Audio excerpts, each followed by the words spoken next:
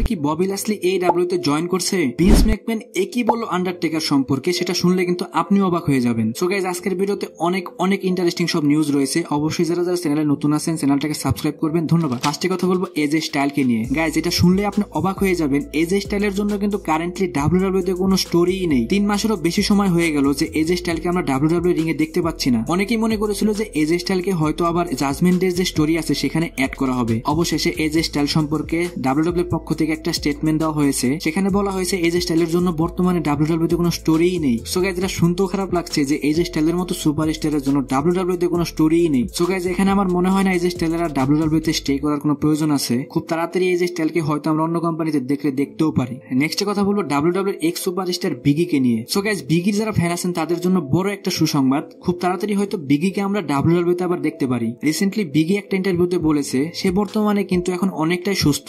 এখন কিন্তু সে WWE তে আবার রিটার্ন করতে পারে, কিন্তু এখনো ডাক্তারের তরফ থেকে গ্রিন সিগন্যাল কিন্তু তাকে দেওয়া হয়নি। যখনই ডাক্তার তাকে গ্রিন সিগন্যাল দিয়ে দিবে তারপরে কিন্তু বিগি WWE তে আবার রিটার্ন করবে। সো গাইজ, এই বিষয়ে কোনো সন্দেহ নাই, বিগি কিন্তু আবার WWE তে রিটার্ন করবে। গাইজ, অনেকেই হয়তো জানেন এই মাসের যে 25 তারিখ ছিল সেই দিন কিন্তু ভিন্স ম্যাকম্যানের যে ডকুমেন্টারি সেটা কিন্তু নেটফ্লিক্সে রিলিজ দেওয়া হয়েছে। এখানে কিন্তু অনেক WWE সম্পর্কে চাঞ্চল্যকর তথ্য দেওয়া হয়েছে, যার মধ্যে একটি ছিল WWE তে যে আন্ডারটেকারের স্ট্রিকটা ভেঙেছিল সেই সম্পর্কে। অনেকেই মনে করেছিল যে আন্ডারটেকারের যখন স্ট্রিকটা ভেঙে যায় তখন আন্ডারটেকার হয়তো হতাশ হয়ে পড়েছিল এবং কি সবাই মনে করেছিল যে এটা একটা স্ক্রিপ্টেরই অংশ, কিন্তু এটা সম্পূর্ণটাই ভুল ছিল। আন্ডারটেকার আগে থেকেই জানতো যে তার আজকে কিনা স্ট্রিক ভেঙে যাবে। যখনই সে হেরে যায় তারপরেই কিন্তু সে মানসিকভাবে অনেকটা আঘাত পায় এবং কি সে বুঝতেই পারছিল না যে তার সাথে এখন কি হয়ে গেছে। কারণ একজন সুপারস্টারের 20 বছরের রেকর্ড একদিনে ভেঙে যায়, তার জন্য তো এটা মেনে নেওয়া একটু কষ্টকর হবেই। সো গাইজ, এটা থেকেই বোঝা যায় আন্ডারটেকার তার রেসলিং নিয়ে কতটা ডেডিকেটেড। গাইজ, এই সপ্তাহের যে মানডে নাইট রটা ছিল সেখানে কিন্তু আমাদের সবার প্রিয় জে উসো ইন্টারকন্টিনেন্টাল চ্যাম্পিয়ন হয়ে গেছে। এখন এটা হয়তো অনেকেই জানে না,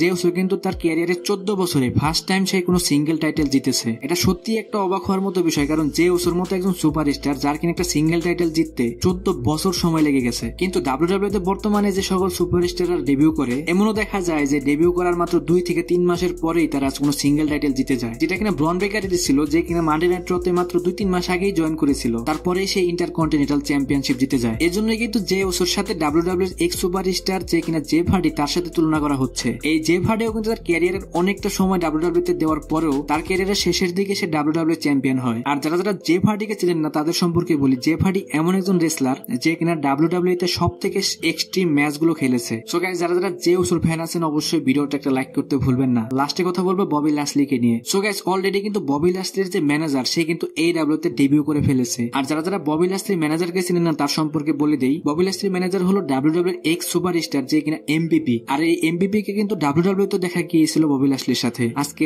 AEW এর ডাইনামাইট শোতে MVP ডেবিউ হয় এবং কি সে বলে আমি এমন একজন রেসলার নিয়ে আসবো যে কিনা AEW সমস্ত রেসলারদের ঘুম হারাম করে দেবে। সো গাইস, MVP কার কথা বলছে সেটা কিন্তু কারো বোঝার আর বাকি নেই এবং কি অনেকগুলো গণমাধ্যম এই বিষয়ে অলরেডি ক্লিয়ার করে দিয়েছে যে ববি ল্যাসলি 2-3 সপ্তাহের মধ্যেই AEW তে ডেবিউ করছে। সো গাইস, এই বিষয়ে কোনো সন্দেহ নেই, খুব তাড়াতাড়ি ববি ল্যাসলিকে আমরা AEW তে দেখতে পাচ্ছি। সো গাইস, আজকের ভিডিও এই পর্যন্ত। রেসলিং সম্পর্কে সমস্ত নিউজ এবং আপডেট জানার জন্য আমার চ্যানেলের পাশেই থাকবেন। ধন্যবাদ।